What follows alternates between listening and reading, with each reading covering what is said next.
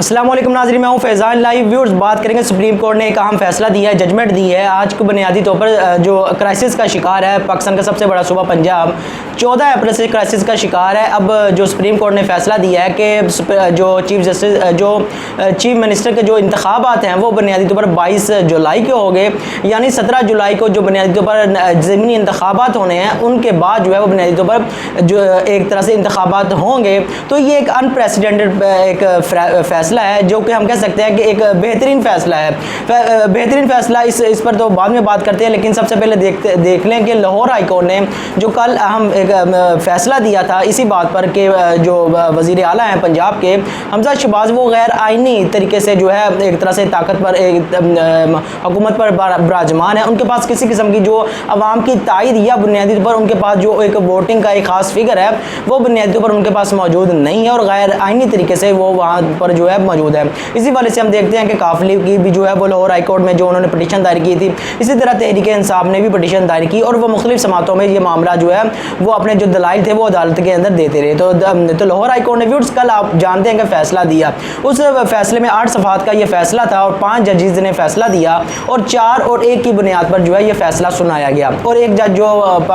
Justice Mohammad Sajid Mahmood सेठी साहब थे उन्होंने एक इख्तलाफी नोट लिखा और उसके अलावा जो 4 जजेस थे उन्होंने 5 पैराग्राफ के जो है वो बनाए, उनमें जो है फैसला लिखा और उसका पैराग्राफ नंबर 2 जो है उसमें कहा गया कि बुनियादी पर जो आर्टिकल 63A है उसकी जो तशरीह कर दी है पाकिस्तान की सुप्रीम कोर्ट ने या पाकिस्तान की एपेक्स कोर्ट ने, तो बुनियादी पर उस हिसाब से जो है वो जो 25 के करीब जो अरकान असम्बली हैं उनका वोट शुमार नहीं होगा। और साथ ही साथ कहा गया जो प्रिजाइडिंग ऑफिसर है यानी जो डिप्टी स्पीकर जिसने ये इलेक्शन करवाया था वही से जो दोबारा जो है जो प्रिजाइडिंग ऑफिसर है वही इसके जो एक जो हम कह सकते हैं कुछ जिम्मेदारी है वो डिप्टी स्पीकर ही दोबारा से सरअंजाम देगा। तो ये ऐसा फैसला था जो बुनियादी तौर पर हम कह सकते हैं कि एक कैलकुलेटेड फैसला था। कैलकुलेटेड मैं इसलिए यहाँ से कह रहा हूँ कि बुनियादी तौर पर इसका सारा का सारा जो फ़ायदा है वो नो लीक को साफ तौर पर जाता हुआ दिखाई दे रहा था। इससे पहले भी लाहौर हाई कोर्ट ने जितने भी फैसले दिए हैं गुज़श्ता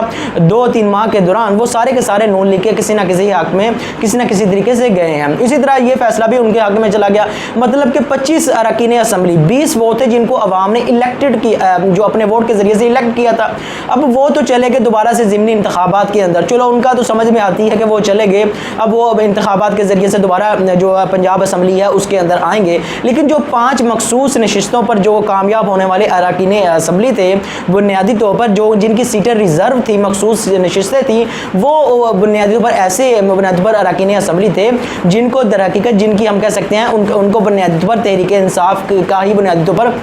या उनका ही बुनियाद पर उस पर हक बनता था कि उनको अलॉट की जाती। इसी वाले से जो लाहौर हाई कोर्ट ने फैसला भी सुना दिया, लेकिन इस फैसले में 25 के करीब जो है वो उन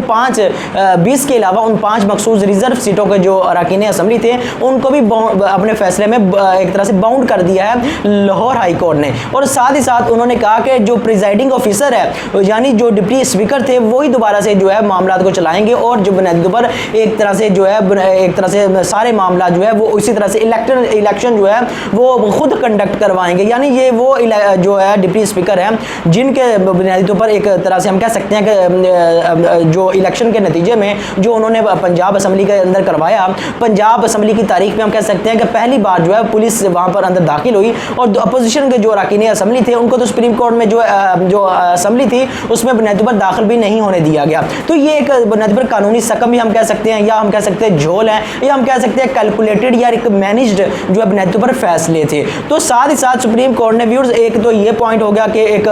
हम कह सकते हैं कि फैसला ये लाहौर हाई कोर्ट ने दे दिया कि 25 के करीब 5 जो रिजर्व सीटें थी उनको बिल्कुल ही अक्सर उन्होंने नज़रअंदाज कर दिया। हालांकि 27 जून को वो फैसला दे चुकी थी कि इनकी जो इलेक्शन कमीशन है वो बुनियादी पर इनकी सीटें जो है वो बहाल करे या उनको जो है नोटिफिकेशन जारी करे तहरीक इंसाफ के अरकान असम्बली का जो उन्होंने बुनियादी पर नॉमिनेट किए हैं दोबारा से उन सीटों पर मखसूस नशिस्तों पर वो चाहे जिसको चाहे वो करें। और साथ ही साथ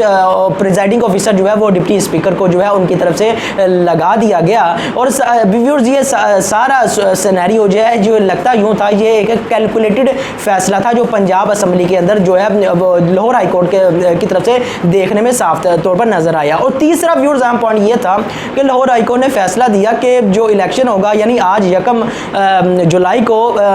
4 बजे के करीब सेशन होना था, उसके अंदर वोटिंग भी होनी थी, हल्फ जो है वो भी उठाया जाना था। तो ये यानी जो असम्बली के अंदर जो कार्रवाई है जो कि स्पीकर के या स्पीकर जो असम्बली के अंदर हम कह सकते हैं जो कंडक्ट ऑफ बिजनेस है या उसका जो अपना ज़ाब्ता इखलाक है जो कि आइन के तहत है, उसके जो अंदरूनी मामलात है आइन के तहत जो हाई कोर्ट है या लाहौर को या कोई भी पाकिस्तान की कोर्ट है वो उसमें जो है मुदाखलत नहीं कर सकती। इसी तरह की मुदाखलत हमने देखा था नेशनल असम्बली में भी सुप्रीम कोर्ट की तरफ से हुई कि किस तरह से इजलास को जो है बुलाने के हवाले से जो भी जो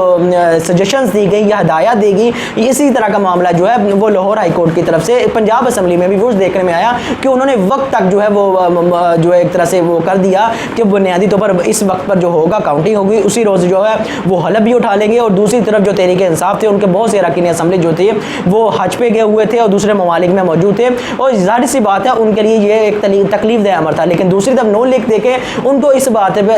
पर या इस फैसले पर कोई एतराज़ नहीं था। और हमजा शहबाज ये कह रहे थे कि मैं जहाँ से आया हूँ मेरे जो वोट है वो गिनती करके ही आया हूँ, पूरे हमारे वोट है। यानी ये एक कैलकुलेटेड फैसला नज़र आता है या एक मैनेज्ड फैसला नज़र आता है या सारा का सारा जो है वो नून लीग के सपोर्ट में जाता हुआ व्यूज़ साफ तौर पर दिखाई देता था। तो इस पर जो है मैं आखिरी पैराग्राफ की बात करूँगा जो एक जजमेंट में दी है लाहौर हाई कोर्ट ने। उन्होंने कहा है कि जो व्लॉगर्स हैं जो सोशल मीडिया पर जो है वो न्यूज़ ब्रेक करते हैं या अदालती फैसलों पर अपनी राय का इजहार करते हैं, उन्होंने जो है अदालत की जो प्रोसीडिंग्स हैं उनकी गलत तरीके से जो है तर्जुमानी की है। इसलिए उन्होंने हुक्म दिया कि FIA और पैमरा को कहा कि वो इनके खिलाफ तादीबी कार्रवाई करे और अगर इनके खिलाफ कोई दरख्वास्त आती है किसी भी तरफ से, किसी शहरी की तरफ से या किसी भी मुल्क के हिस्से की तरफ से, किसी शहरी की तरफ से, तो उस दरख्वास्त पर जो है अमल किया जाए, उनके खिलाफ तादीबी जो है कार्रवाई की जाए। मतलब कि ये जो हुकूमत है, इंपोर्टेड गवर्नमेंट है, वो पहले से इस इंतजार में थी कि किसी ना किसी तरीके से जो है वो मखसूस मीडिया चैनल्स को जो है जो उनके हक में नहीं जाते, जो एक तरह से बेलौग जो है बात करते हैं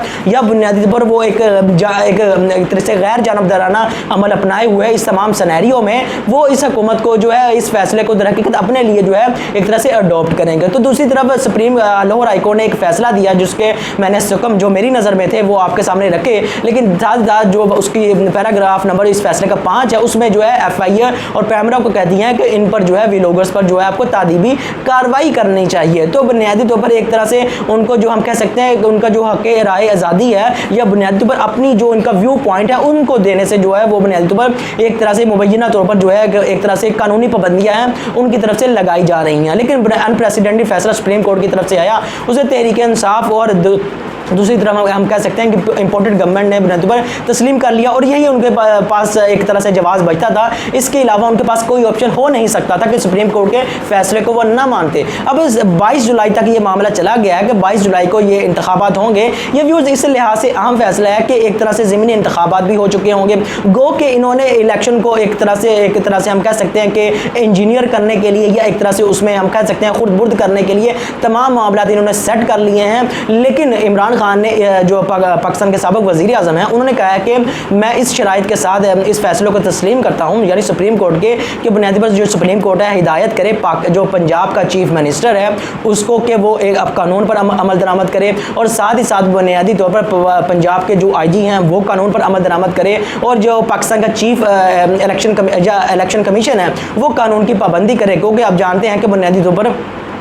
जो इलेक्शन कमीशन है वो आज तक जो है वो लाहौर हाई कोर्ट के फैसले के बावजूद रिजर्व सीटों पर उसने भी जो है अपना नोटिफिकेशन जारी नहीं किया। और आज लाहौर हाई कोर्ट का दोबारा से एक फैसला आया है जो कि एक इसी फैसले को जो लाहौर हाई कोर्ट ने कहा था कि रिजर्व सीटों को बहाल किया जाए, नोटिफिकेशन जारी किया जाए। नून लीग ने इसको चैलेंज कर दिया था। अब दोबारा से उसको